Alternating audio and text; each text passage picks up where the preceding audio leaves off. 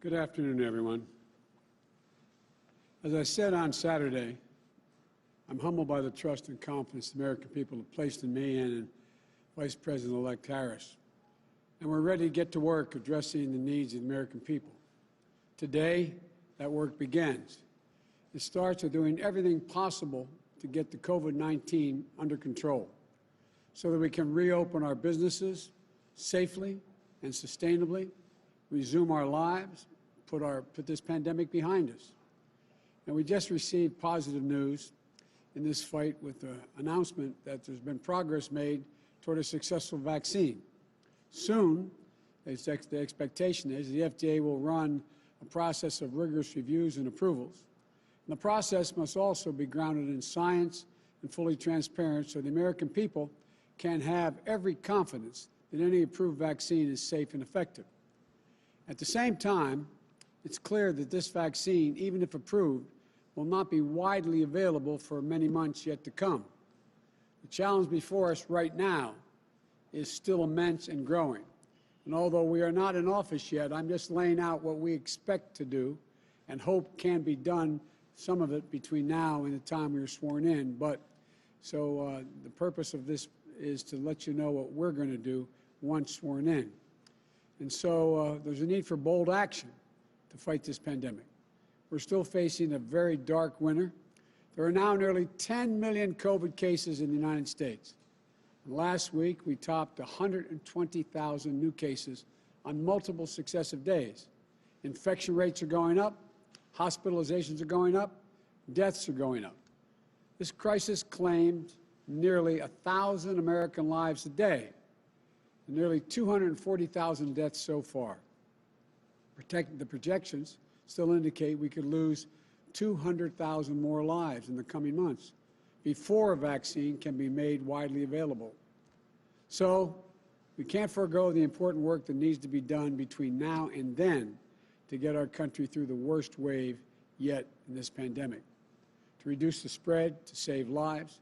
So that's why today I've named a COVID-19 Transition Advisory Board comprised of distinguished public health experts to help our transition team translate the Biden-Harris COVID-19 plan into action, a blueprint that we can put in place as soon as Kamala and I are sworn in to office on January 20th, 2021. And we'll seek to add other members to this board during this bring additional important perspectives on public health and expertise throughout the transition.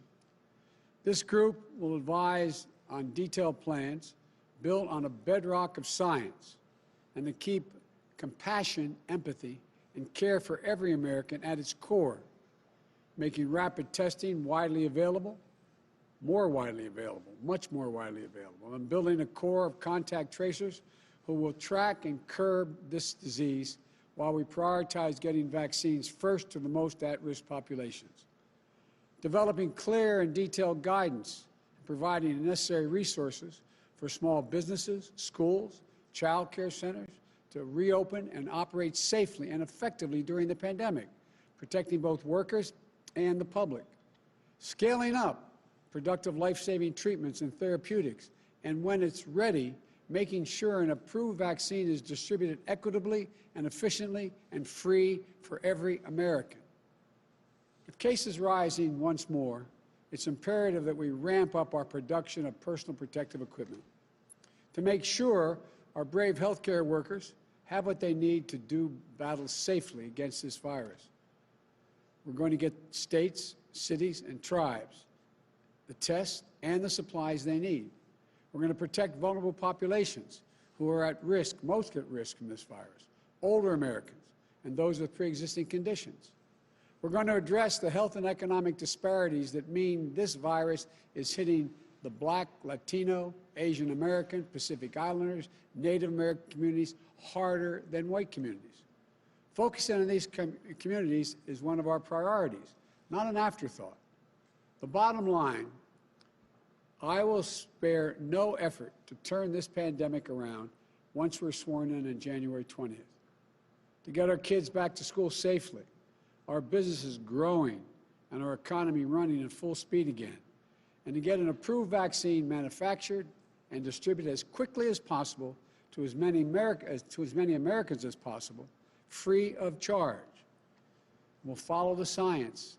We'll follow the science. Let me say that again. And we'll adjust to new data when it comes in.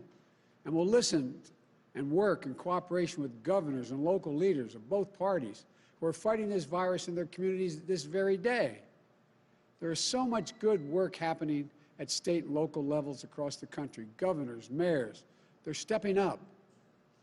The advisory board will listen and learn lessons from their experience. And because we know that we won't fully defeat COVID-19 until we defeat it everywhere, my advisory council also includes experts on global health security so that we can restore U.S. global leadership to fight this pandemic. This is a crisis that affects everyone. As I've said throughout this campaign, I will be a president for every American. This election is over. It's time to put aside the partisanship and the rhetoric that designed to demonize one another. It's time to end the politicization of basic, responsible public health steps like mask wearing and social distancing. We have to come together to heal the soul of this country so that we can effectively address this crisis as one country where hardworking Americans have each other's backs and we're united in our shared goal, defeating this virus. As we work toward a safe and effective vaccine, we know the single most effective thing we can do to stop the spread of COVID is wear a mask. The head of the CDC warned this fall that for the foreseeable future, a mask remains the most potent weapon against the virus. Today's news does not change that urgent reality. I won't be president until January 20th, but my message today is to everyone is this: it doesn't matter who you voted for, where you stood before Election Day. It doesn't matter your party, your point of view. We can save tens of thousands of lives if everyone would just wear a mask for the next few months. Not Democrat or Republican lives, American lives. You know, maybe it would save the life of a person who stocks the shelf at your local grocery store. Maybe it saves the life of a member of your place of worship. Maybe it saves the lives of one of your children's teachers. Maybe it saves your life. So please, I implore you, wear a mask. Do it for yourself. Do it for your neighbor. A mask is not a political statement, but it is a good way to start pulling the country together. I want to be very clear. The goal of mask wearing is not to make your life less comfortable. It's to take something away from you. It's to give something back to all of us, a normal life. The goal is to get back to normal as fast as possible. And masks are critical in doing that. It won't be forever, but that's how we'll get our nation back up to speed economically, so we can go back to celebrating birthdays and holidays together, so we can attend sporting events together, so we can get back to the lives and connections we shared before the pandemic. It doesn't matter whether or not we always agree with one another. It doesn't matter who you voted for. We are Americans and our country is under threat. And now, we're now called to do the same thing that generations of proud Americans have done when faced with a crisis throughout our history. Rise above our differences to defend the strength and the vitality of our nation. You know, that's the character of patriots. That's the character of Americans. We have to do this together. Wearing a mask may seem like a small act. Maybe you think your individual choice won't make any difference.